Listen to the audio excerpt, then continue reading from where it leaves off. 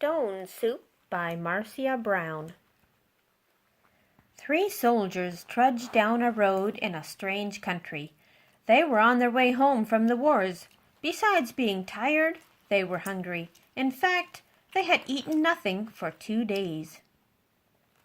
"How I would like a good dinner tonight," said the first. "And a bed to sleep in," said the second. "But all that is impossible," said the third. "We must march on." On they marched. Suddenly, ahead of them, they saw the lights of a village. "Maybe we'll find a bite to eat there," said the first. "And a loft to sleep in," said the second.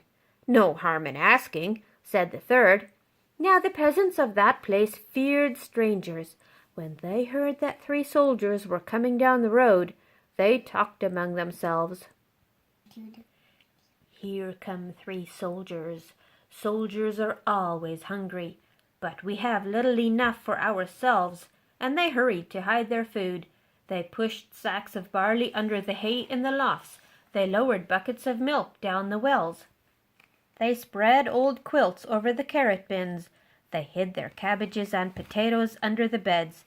They hung their meat in the cellars. They hid all they had to eat. Then they waited. The soldiers stopped first at the house of Paul and Francis. "Good evening to you," they said. "Could you spare a bit of food for 3 hungry soldiers?" "We have had no food for ourselves for 3 days," said Paul. Francis made a sad face. "It has been a poor harvest." The 3 soldiers went on to the house of Albert and Louise. "Could you spare a bit of food? And have you some corner where we could sleep for the night?" "Oh, no," said Albert.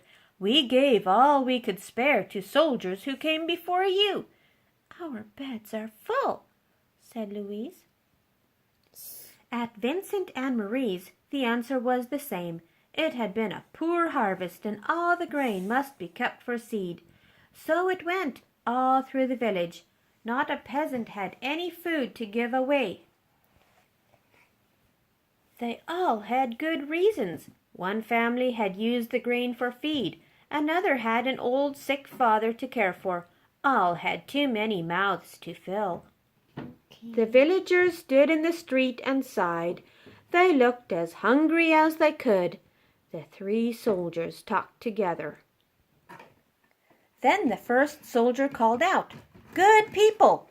The peasants drew near.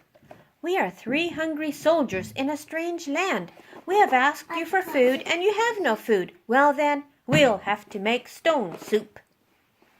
The peasants stared. Stone soup? That would be something to know about. "First we'll need a large iron pot," the soldiers said. The peasants brought the largest pot they could find. How else to cook enough? "That's none too large," said the soldiers, "but it will do. And now water to fill it and a fire to heat it." It took many buckets of water to fill the pot. A fire was built on the village square, and the pot was set to boil. And now, if you please, 3 round, smooth stones. Those were easy enough to find. The peasants' eyes grew round as they watched the soldiers drop the stones into the pot. "Any soup needs salt and pepper," said the soldiers as they began to stir. Children ran to fetch salt and pepper. Stones like these generally make good soup, but oh, if there were carrots, it would be much better. "Why, I think I have a carrot or 2, said Frances, and off she ran. She came back with her apron full of carrots from the bin beneath the red quilt. "A good stone soup should have cabbage," said the soldiers as they sliced the carrots into the pot. "But no use asking for what you don't have." "I think I could find a cabbage somewhere," said Marie, and she hurried home. Back she came with 3 cabbages from the cupboard under the bed. "If only we had a bit of beef and a few potatoes, this soup would be good enough." For a rich man's table, the peasants thought that over. They remembered their potatoes and the sides of beef hanging in the cellars. They ran to fetch them. A rich man's soup, and all from a few stones. It seemed like magic.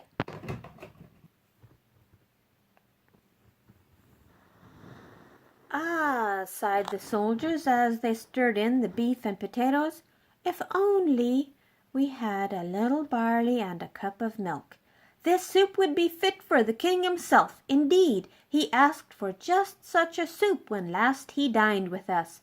The peasants looked at each other. The soldiers had entertained the king?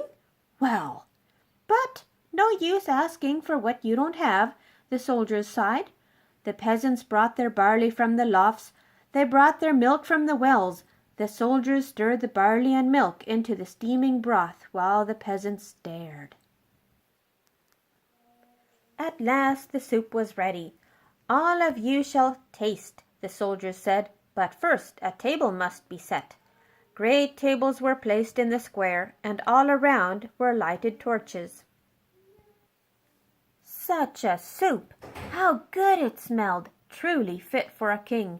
But then the peasants asked themselves, would not such a soup require bread and a roast and cider? Soon a banquet was spread, and everyone sat down to eat. Never had there been such a feast. Never had the peasants tasted such soup, and fancy, made from stones.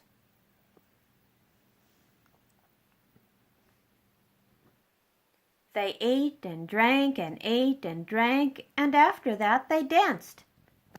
They danced and sang far into the night. At last they were tired. Then the three soldiers asked, is there not a loft where we can sleep? Let three such wise and splendid gentlemen sleep in a loft? Indeed, they must have the best beds in the village. So the first soldier slept in the priest's house. The second soldier slept in the baker's house, and the third soldier slept in the mayor's house. In the morning, the whole village gathered in the square to give them a send-off. Many thanks for what you have taught us, the peasants said to the soldiers. We shall never go hungry now that we know how to make soup from stones. Oh, it's all in knowing how, said the soldiers, and off they went down the road. Such men don't grow on every bush.